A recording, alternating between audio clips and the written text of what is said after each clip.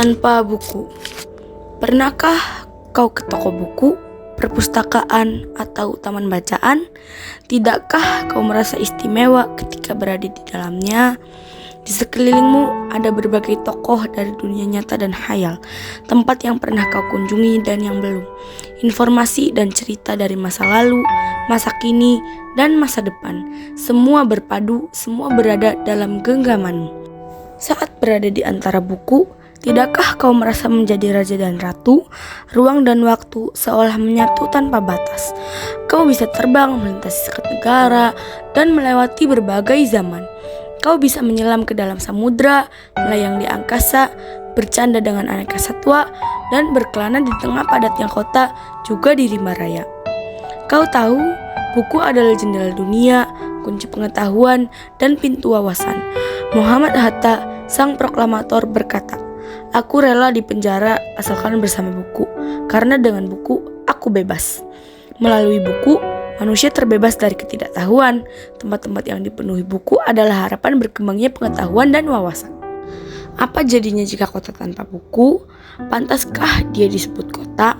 Di kota itu, mungkin kabar datang dari sumber lain, dari koran, televisi, atau internet.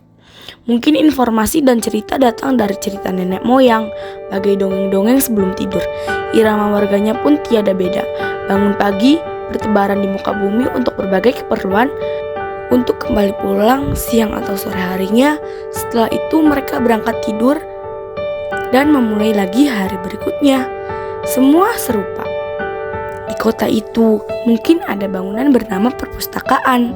Di dalamnya buku-buku berderet dalam rak yang tak terjamah.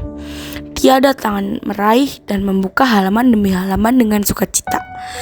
Mungkin juga ada tumpukan buku di sudut-sudut sekolah yang sepi dan berdebu.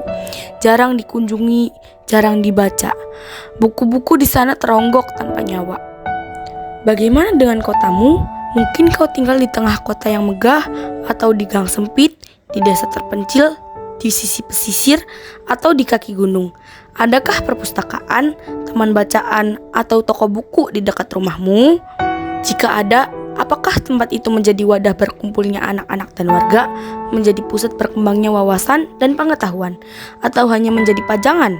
Maukah kau menjadi orang yang menghidupkannya? Kau bisa mengunjunginya dan mengajak teman-teman membaca dan berbagi cerita di sana. Jadikan tempat itu sumber kegembiraan dan pengetahuan.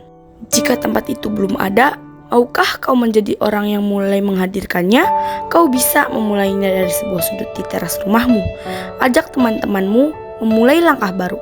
Jangan biarkan waktu berlalu tanpa buku. Siapapun dirimu, bersahabatlah dengan buku. Dia akan menjadi teman setiamu sepanjang waktu.